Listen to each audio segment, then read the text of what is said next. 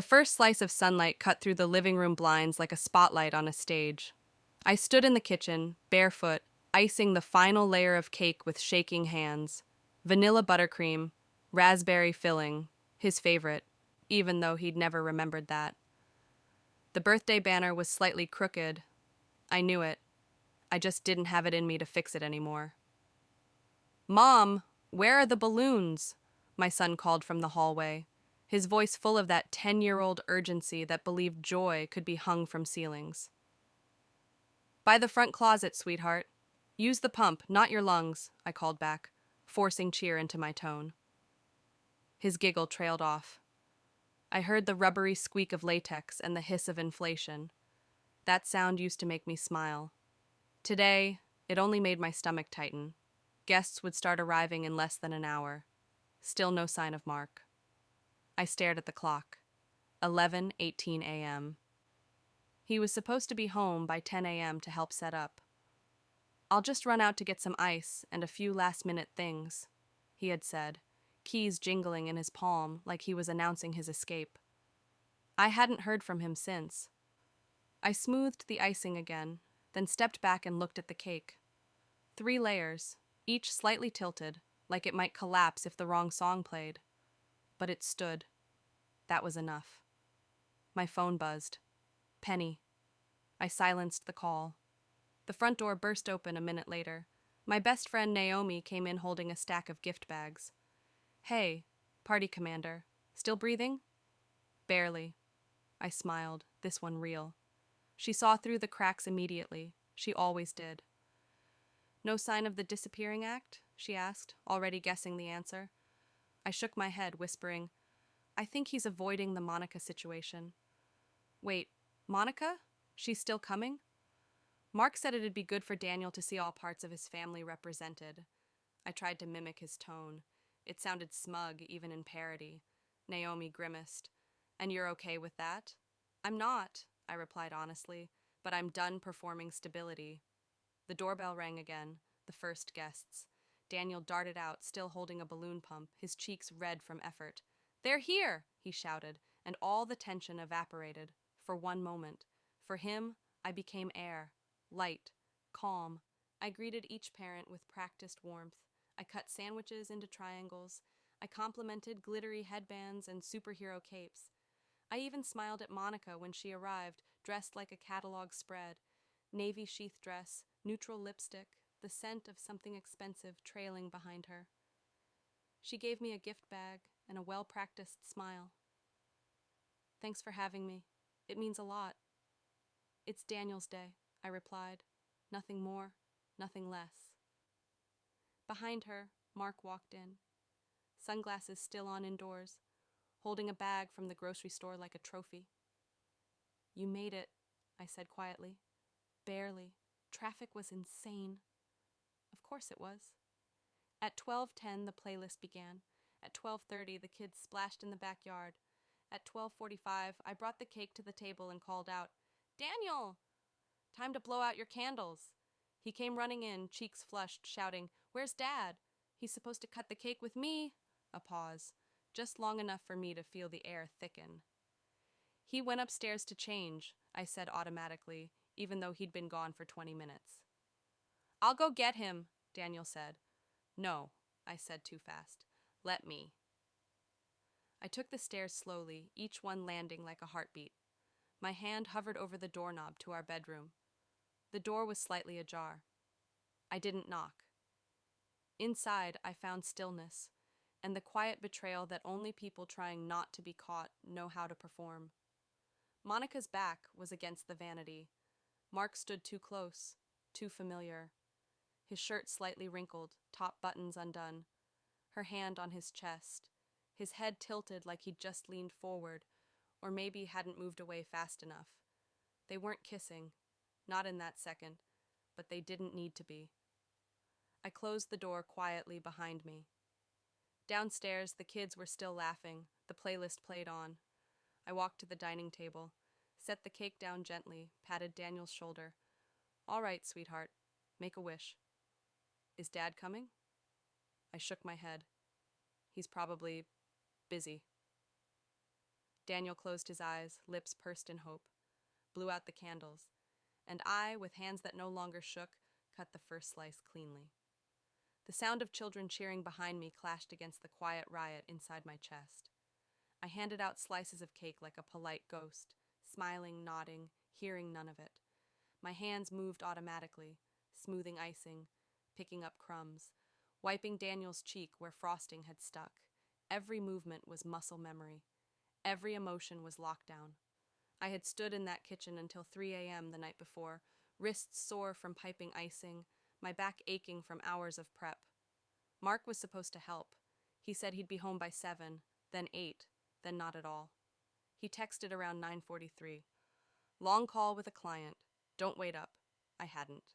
I spent those hours surrounded by balloons that deflated faster than my hope. He didn't ask if I needed help. Didn't ask about Daniel. Didn't even check the flavor of the cake. I stirred raspberry jam while wondering if he even remembered how old Daniel was turning. Once, I used to love making cakes. There was something therapeutic about it. A method to sweetness. A process you could follow where everything, if measured right, turned out fine. But life wasn't measured right. Not in this house. 10 years ago, when I first met Mark, he was different. Warm, attentive, full of compliments that felt like sunlight. He used to show up at the dance studio where I taught with flowers wrapped in newspaper, saying, "Sorry it's not a fancy bouquet. I like things that feel real." He liked me then. Or maybe he liked how I made him feel. I remember thinking Monica was his past. She was elegant, sure, one of those polished women who wore structured coats and quoted management books over brunch. But Mark had assured me their story was finished. "She was a good chapter," he said. "But you're the turning point." I believed him. Even when Penny would say things like, "Monica always knew how to command a room," or "She still asks about Daniel." She's that kind of woman, maternal by nature. I swallowed it, smiled, told myself families were complicated. But over the years, the cracks didn't seal, they widened. Mark stopped listening when I talked. Conversations became transactions. "Did you pay the water bill? Did you email the teacher? Did you buy almond milk?" He stopped noticing me entirely unless something needed fixing. One night, 3 years ago, I sat across from him at dinner. I had cut my hair short that day, a big change. He didn't notice, not even when I ran my fingers through it pointedly. Finally, I said, "You didn't even see it, did you?" He looked up mid-bite. "What? My hair?" "Oh," he said, barely blinking. "Looks fine." It was then I knew something had shifted, and yet I stayed. Because Daniel was young, because we shared a mortgage, because I thought every marriage hit valleys before rising again, because I didn't want to be another failed story. So I kept planning parties, kept managing doctor appointments, soccer schedules, and birthday cupcakes. I kept believing if I was good enough, kind enough, accommodating enough, he'd remember why he loved me. Instead, I became invisible. Monica returned slowly. First through casual mentions, I bumped into her at the co-op. Then she started attending Daniel's school events. She just wants to stay connected. Then the birthday invitation. It's important for Daniel to see we're all united. I didn't object, not because I agreed, but because I was too exhausted to argue with ghosts. Penny, of course, championed the idea. "She's part of Mark's life. You can't erase the past, dear." "No," I wanted to say, "but I can stop inviting it to birthday parties." Still, I said nothing, because silence was safer, because silence didn't start wars, because I thought preserving peace for Daniel was more important than naming my own hurt. The night before the party, after I'd baked the final layer, I dropped a spoon and sat down on the cold kitchen floor. Just sat there, not crying, just still. I remember thinking, if I don't get up right now, I might never get up again.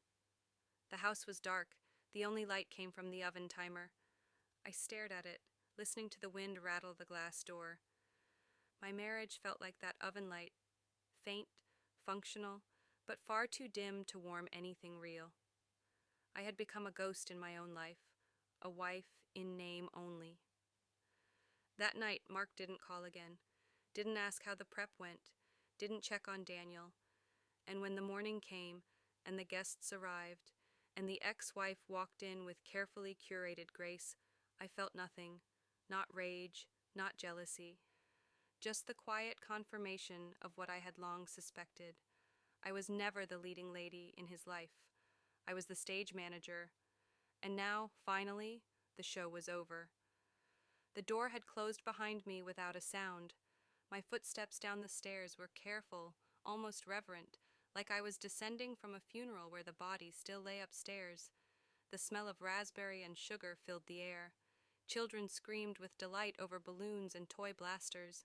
The music played on, loud and bright, as if the house itself were mocking me. I stood by the dining table, watching Daniel blow out his candles, his cheeks puffed with joy, his hands clapping excitedly. He didn't know. He couldn't know. The betrayal hadn't yet reached him. Mark came down 3 minutes later, his collar awkwardly pressed down, the faintest smudge of lipstick just beneath his chin. He carried his phone in one hand, the other shoved in his pocket like a schoolboy pretending he hadn't broken a window. "You guys started without me?" he said with a laugh, eyes darting across the crowd. I turned to face him, offered a polite smile. "You're right. That was disrespectful." He blinked, unsure how to interpret my tone. "After the party, I'll give you the most respectful arrangement," I added softly. "I'll personally pack your bags for you." His mouth parted, but no words came. Not anger, not apology. Just the stunned silence of a man who thought his consequences would always arrive late, or not at all. I handed out slices of cake while my brain spun like a wheel landing on every moment I should have known. 3 years ago, when he said he was working late and came home without so much as a receipt. 2 years ago, when Monica suddenly started texting about co-parenting logistics, even though she had no legal ties to Daniel. Last month, when I found a hotel room key in his glove box, and he told me it was from a networking event. I'd believed him. I wanted to. Because the lie felt safer than the truth. The truth meant rebuilding. It meant starting over. It meant shattering the only version of family my son had ever known. But now the truth was a relief. I wasn't crazy. I wasn't paranoid. I wasn't too sensitive, as Penny had accused. I was right, and that made the rage rise, not from spite, but from clarity. I watched Monica talking to another parent near the snack table. Her voice was smooth, confident. She had the posture of someone used to being looked at. She always did. What she didn't have was shame. I wasn't angry that she existed. I was angry that they thought I wouldn't notice, that I wouldn't matter enough to resist. Mark approached me near the drinks table, his voice low. "Can we talk?" "After the guests leave," I said. "I'd hate to ruin the illusion." He blinked again. Illusion? This. I gestured to the streamers, the laughter, the messy joy of childhood celebration. "You wouldn't want anyone thinking this family isn't perfect, would you?" "Mariana, please. It's not what it looked like." I picked up a juice box and handed it to Daniel, who had come bouncing in with frosting on his chin. "Thanks, Mom," he beamed, then darted away. I turned back to Mark. "It's exactly what it looked like." He leaned in, lowering his voice. "We were just talking. She was emotional. I was comforting her." I let out a quiet laugh. "Your buttons were undone, Mark." "She touched me, yes, but I didn't kiss her." "You've been kissing her emotionally for years," I said. "Don't pretend this started upstairs. It started the moment you let her back into your world and locked me out of it." He flinched at that, just barely.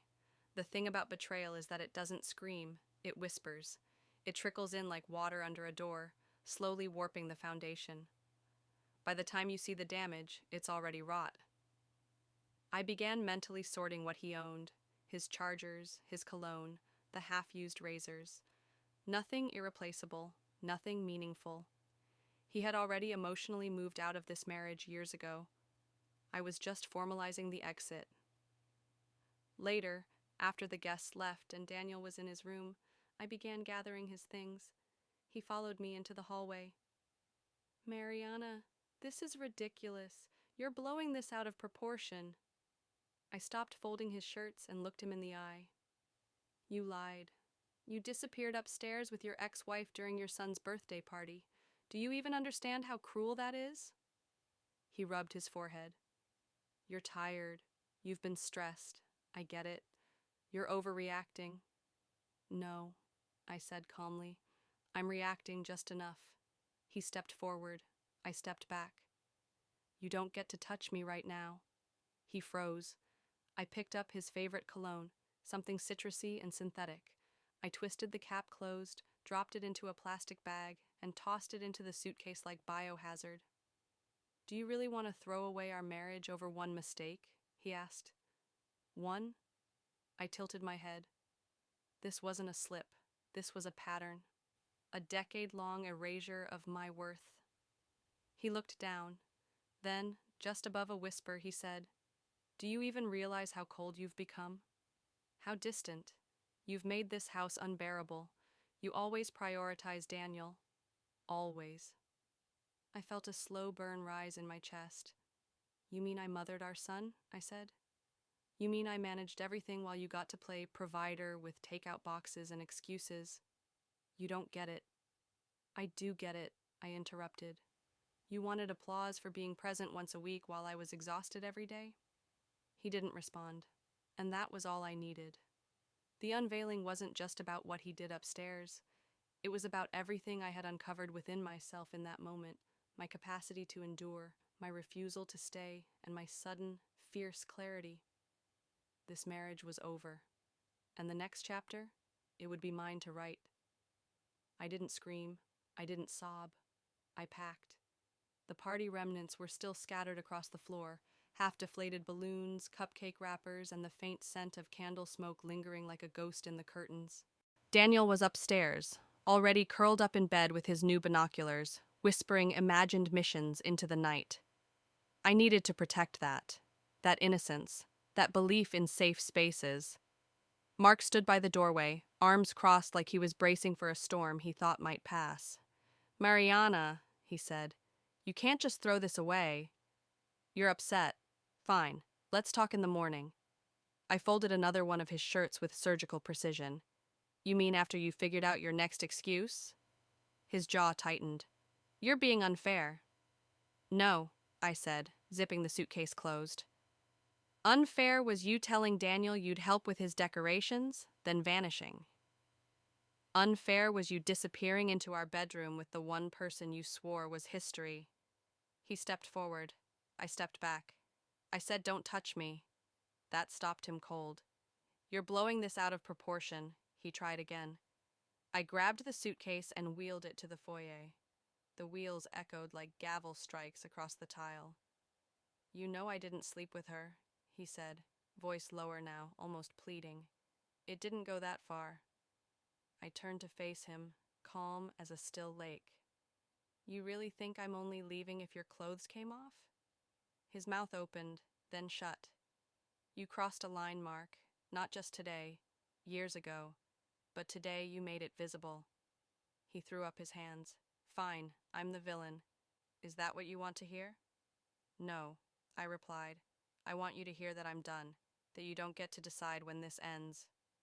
Silence. And then, the doorbell rang. I froze. He didn't move. I opened the door to find Penny, standing there in her signature camel-colored coat, lips pursed like she'd come to scold a teenager skipping class. I heard there was a situation, she said, brushing past me like the house still belonged to her. You mean Mark getting caught? I asked, my tone even. She sat down in the living room like a queen settling into her throne. Whatever happened, it can't be so bad that you're acting like this in front of Daniel. I blinked. In front of Daniel? I've done nothing but protect him from this circus. You raised a man who thought cheating was his birthright. Penny sighed dramatically. Marriages are complicated. Men make mistakes. I laughed. Sharp, dry, humorless. You always say that. Mistakes. As if betrayal is a missed grocery item. He kissed his ex-wife in my home, on our son's birthday. Penny's face tightened. You're overreacting. Do you really want to destroy a family over one misstep? I looked her dead in the eye. This family was already destroyed. I'm just refusing to live in the ruins. Her mouth opened, likely with another well-rehearsed rebuke, but Mark cut in, finally. "Mom, stop," he said, voice hoarse. "Just stop." She blinked at him. He didn't defend me, but he didn't defend himself either, and that perhaps was the most honest thing he'd done in years. I turned to Penny, voice quieter now. "I've spent a decade biting my tongue for the sake of peace, but I'm not doing that anymore. You don't get to guilt me into silence." "But what about Daniel?" "Daniel," I said firmly, "will grow up knowing his mother didn't tolerate emotional decay wrapped in a ribbon called marriage." She stood, flustered, and moved toward the door. "This isn't over." "No," I said, opening the door for her. "It's just beginning. For me." She stepped out into the cold evening, silence clinging to her like perfume. Mark lingered behind her, one hand on the banister. "You're really doing this?" he asked, softer than before. I nodded. "I already did." Then I closed the door. Not with a slam, with certainty. After Penny left and the house fell silent, I found myself standing alone in the kitchen, staring at the birthday cake. Half-eaten, candles still melted into wax puddles, frosting smeared like forgotten promises. I didn't cry. Instead, I sat down and opened my journal, a gift from Naomi 3 years ago, still mostly empty. Not because I didn't have thoughts, but because I never gave myself the space to write them down. Tonight, I wrote one sentence. This is what letting go feels like. Not loud, not messy, just final. I stared at the words. My pen paused above the next line, but my thoughts didn't stop. They unfolded, quietly, painfully, like old photographs pulled from the back of a drawer. It hadn't started with the lipstick on his collar or the absence in his eyes. It began years ago, subtle as dust. I remembered the first time he rolled his eyes when I corrected his tone with Daniel. "He's just being a kid," I said gently.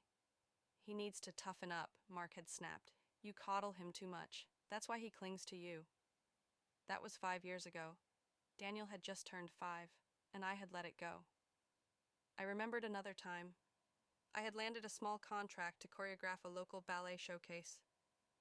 It was the first artistic opportunity I'd had since becoming a mother. Mark's response? "Do you think it's worth the time away from home for something so seasonal?"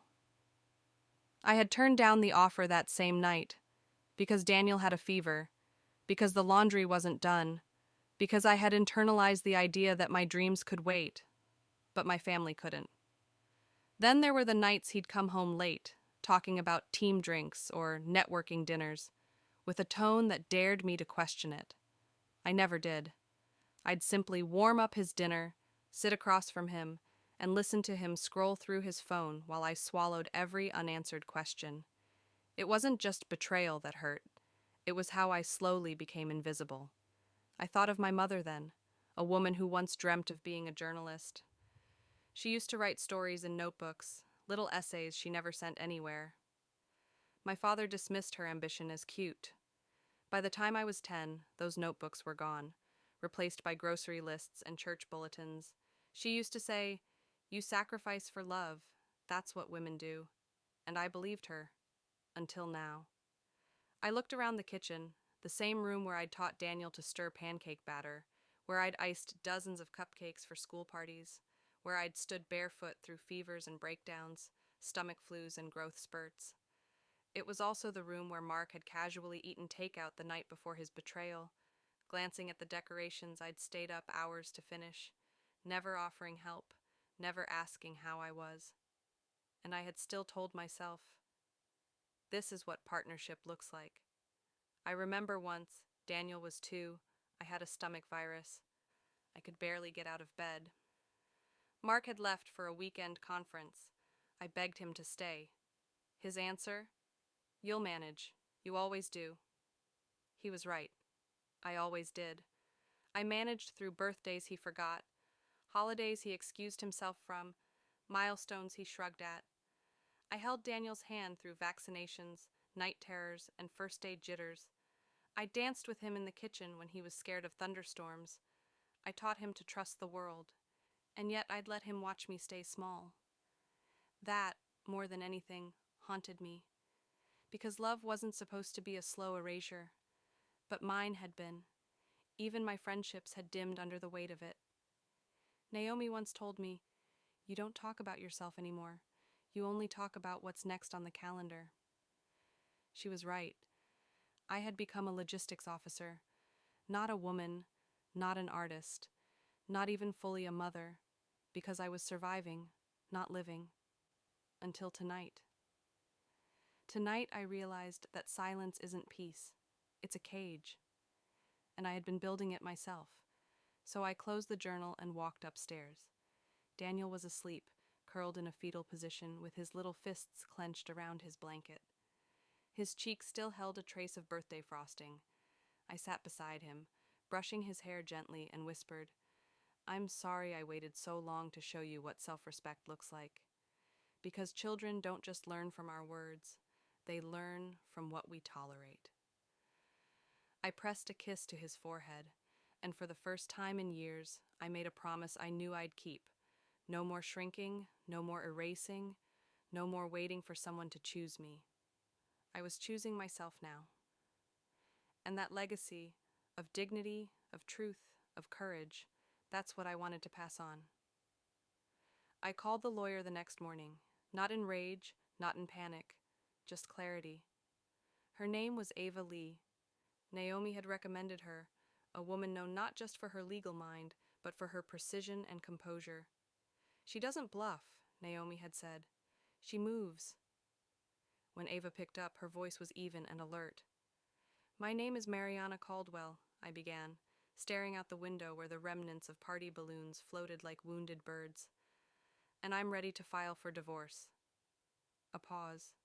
"Tell me why." So I told her, not just about the birthday, about the years, the emotional vacancy, the erasure, the affair that was just the final insult in a long pattern of depletion. By the end, her tone shifted, firmer, more protective.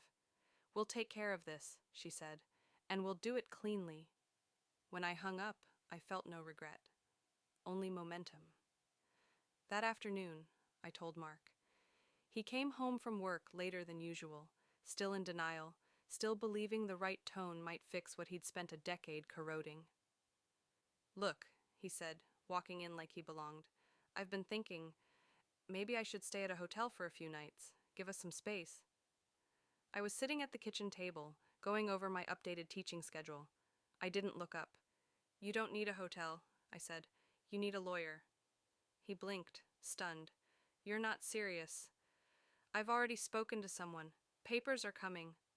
The color drained from his face. "So that's it? You're just walking away?" "I'm walking forward," he scoffed.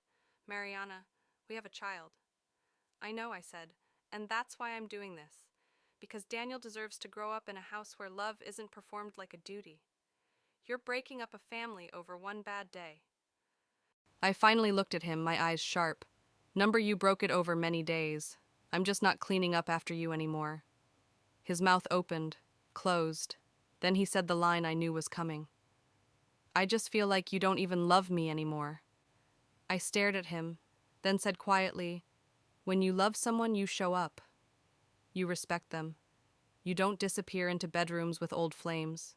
You don't blame them for being tired after they've carried the house, the child, and your ego." He tried again. "What if I change?" "You won't," I said, standing, "because changing would require you to believe someone else matters as much as you."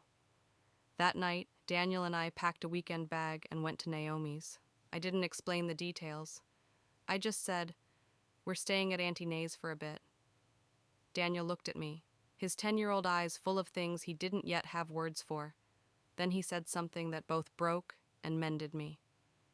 "Good. I don't want to see Dad right now." "Why not?" I asked softly. He shrugged. "He always says I interrupt. I just want to be with you." I hugged him close, pressing my face into his hair. "You're not an interruption, Daniel. You're the reason I'm breathing." At Naomi's, the air felt lighter.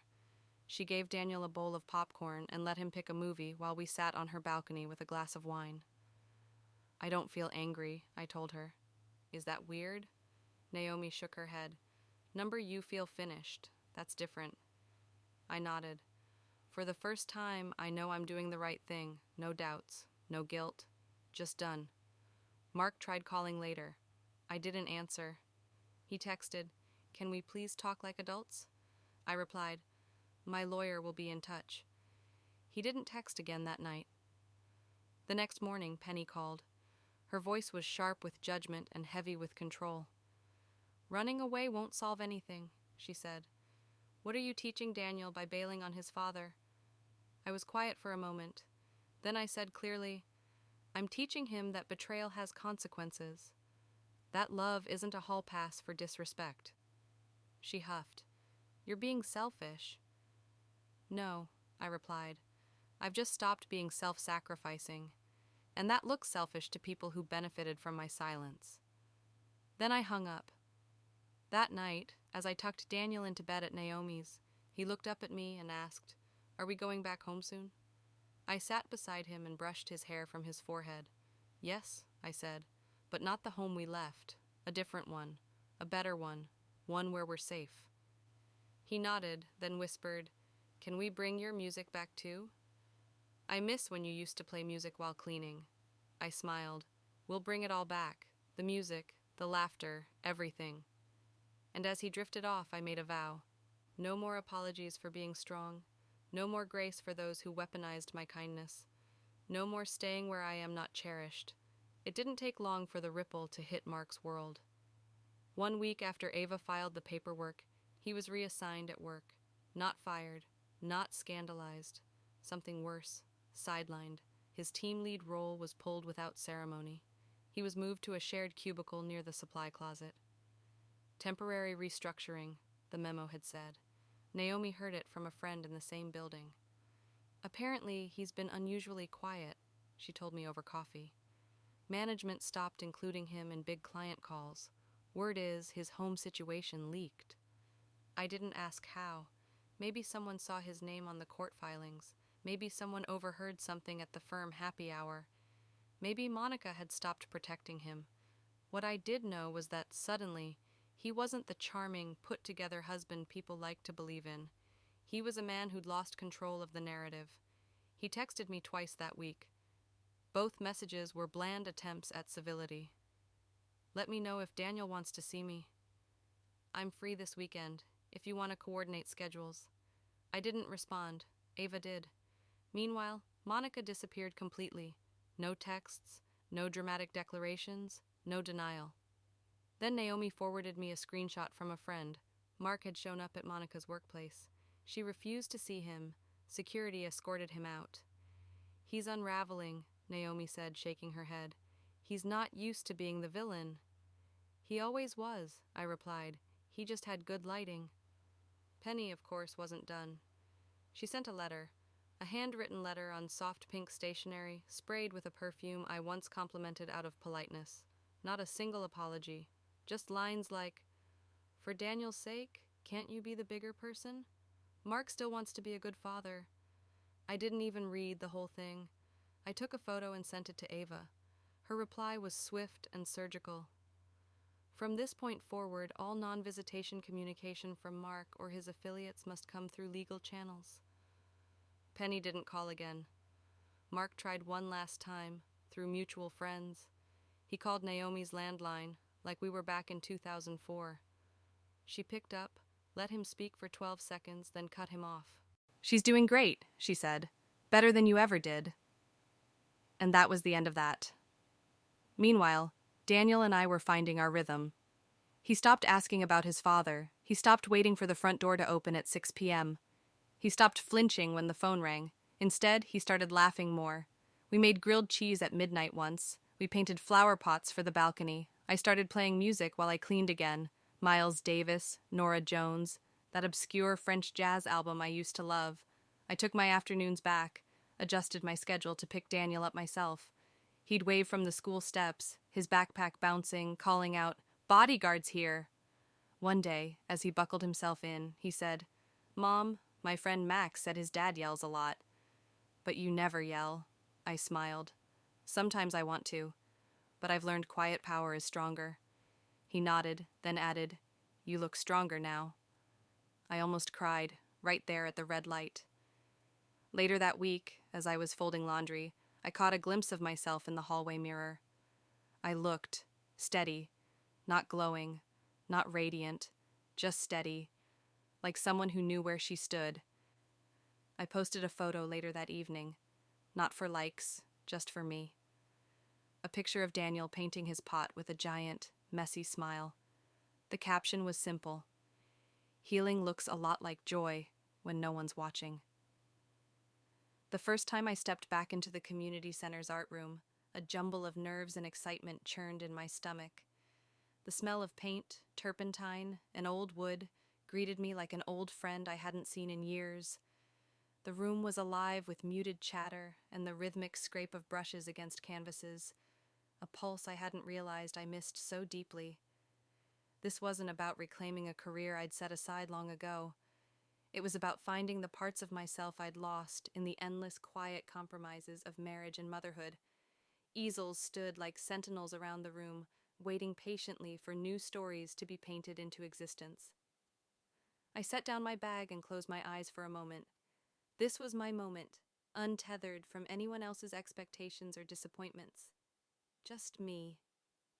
Daniel's laughter echoed faintly from the next room, where he played with kids from my dance class under Vivian's watchful eyes. Their joy drifted over the wall like a balm to my weary heart. It reminded me of the lightness I thought I had lost forever. A woman approached with a warm smile that immediately put me at ease. "I'm Tess," she said, offering her hand. "I run the local theater troupe. I heard you used to dance." I nodded, feeling a fragile smile stretch across my face. "Used to," I said softly. Her smile deepened. "Then it's time you came back. We could use someone with your passion." It wasn't a job offer. It was an invitation to reclaim my light, to stand on a stage of my own again. I signed up for the cold readings, my voice trembling and hands shaky the first few times. But every rehearsal night, the layers of doubt, exhaustion, and fear peeled away like old paint, revealing someone I had almost forgotten, a woman full of fire and resilience. Daniel noticed the change immediately. One evening backstage, as I hummed a tune quietly, he looked up at me with wide eyes. "Mom, you're glowing," he said simply. I laughed softly. "Maybe it's just the stage lights," I teased. He shook his head, sincere. "No, it's you." Back at home, our routines became infused with warmth and laughter. Breakfasts were a dance of pancakes, giggles, and the clatter of dishes. I read scenes from scripts aloud as Daniel sketched rockets and planets across the kitchen table. Our conversations began to orbit around new dreams, not just those deferred, but those waiting quietly to take flight. Social media quietly chronicled my journey. I shared snapshots of rehearsal notes, messy paint palettes, and tender moments with Daniel. Comments trickled in, words of encouragement, solidarity, and praise from friends and strangers. But this time, it wasn't about seeking validation. It was about witnessing my own transformation and honoring my strength. One afternoon, after a backyard picnic, Daniel asked, "Mom, do you think I'll ever be afraid of losing people like you were?" I paused, folding a blanket, the question weighing heavy. "Maybe," I said gently. "But what matters most is knowing you have the strength to decide who stays and who has to go." He looked up at me, eyes shining with clarity. "That's why I'm brave," he said simply. My chest swelled with pride and hope. That night, sitting on the balcony, the city lights twinkled like a constellation of second chances. The cool breeze whispered promises of new beginnings. I realized my rebirth wasn't about erasing the past. It was about honoring the woman who survived it. And as the moon traced silver paths across the sky, I whispered to myself, "I am not who I was. I am who I choose to be." The unexpected message arrived on a gray Tuesday afternoon. Simple, almost casual. "We should talk." It was from Monica. I stared at the screen, 1,000 emotions swirling: anger, curiosity, suspicion. For years, she'd been a shadow at the edges of my life, the polished ex-wife, the silent rival. But now, the message felt like a lifeline tossed across a stormy sea. I replied with one word: okay. We met at a quiet cafe downtown, the kind with worn leather chairs and sun-faded books lining the shelves. The table between us was small, but it felt vast with all the unsaid things we carried. Monica looked different, not the poised socialite who'd arrived at Daniel's birthday party, but softer, worn in by time and regret. She poured tea slowly as if bracing herself. "You saw us that day," she began quietly. "I'm sorry you had to see it like that." I nodded. I didn't say anything, didn't want to make a scene. She gave a small, sad smile. "Neither did I. I wasn't trying to hurt you, just trying to find a moment of honesty in a life full of lies." We talked then, about Mark, but mostly about us, about how we'd both been played by a man who loved only his own reflection. She told me about the years after our divorce, the lies, the empty promises, the attempts to salvage a broken past that had never been whole. "I wasn't his only mistake," Monica said, voice thick, "but I was the one who finally left because I realized he would never change." Her words struck a chord. I had spent so long in my own pain that I never stopped to think of her as a fellow victim. We shared memories, some bitter, some oddly comforting, like two women who had survived the same war but from different trenches. "I didn't have a child with him because I knew he'd never be a real father," she confessed. "I didn't want to bring a child into a world where they'd question their worth." I swallowed hard. My heart ached with empathy and a strange sense of release. For the first time, there was no rivalry between us, just two women, scarred but resilient, recognizing the same broken man in different reflections. Before we parted, Monica said something that stayed with me. "You're not just walking away. You're teaching Daniel the kind of love that's worth holding on to, and the kind that needs to be left behind." I nodded, grateful for the unexpected alliance. As I walked away, I felt a quiet peace. This meeting wasn't about reconciliation or friendship, it was closure, and it marked the final turning point on a path that was now fully mine to walk. The morning of the final negotiation arrived calm and clear, as if the universe was granting me a quiet moment of grace before the storm lifted. I wore my black suit, simple, tailored, hair pulled back tight, makeup minimal but sharp. Not a mask, but armor. A reflection of the woman who had spent years losing herself only to find herself again. My lawyer Ava sat beside me, her presence steady and fierce, a pillar of unwavering support. Across the long conference table, Mark appeared diminished. His once confident posture now slumped, eyes flickering with uncertainty and defeat. The terms were laid out plainly: exclusive custody of Daniel, the home that had been my sanctuary and my battleground now legally mine. The division of assets tilted in my favor, not as vengeance, but as recognition of the years I had carried the weight alone. Mark tried to salvage the remnants of dignity. His voice was quiet, almost pleading. "Are you sure there's nothing left? No part of you that wants to try? To fix what we had?" I met his gaze steadily, the years of pain and sacrifice etched in every line of my face. "This isn't a house that needs repair," I said slowly. "It's a ruin. It must be cleared to make way for something real." Silence settled over the room, not one of bitterness, but of solemn closure. I signed the papers with calm certainty, no triumph, no revenge, just an acceptance that this ending was the foundation of my new beginning. Driving home, sunlight warmed my face, the city humming quietly around me. The house waited silently, walls no longer heavy with whispered resentments or broken promises. The silence was a balm, a promise of peace. Daniel and I began to weave a new rhythm. On his 11th birthday, we hosted no grand party, no lavish decorations, just a small gathering of his closest friends. The music was soft, the cake smaller, but somehow sweeter. When I asked Daniel what he wanted for his birthday, he surprised me. "Can we go to San Francisco? To the theater where you had your first performance? His voice was calm but eager. I smiled, warmth flooding my chest. Absolutely. Just give me a day to rearrange rehearsals. This house, our home, was no longer defined by walls or deeds, but by the honesty, love, and resilience we carried inside. My involvement with the theater troupe grew.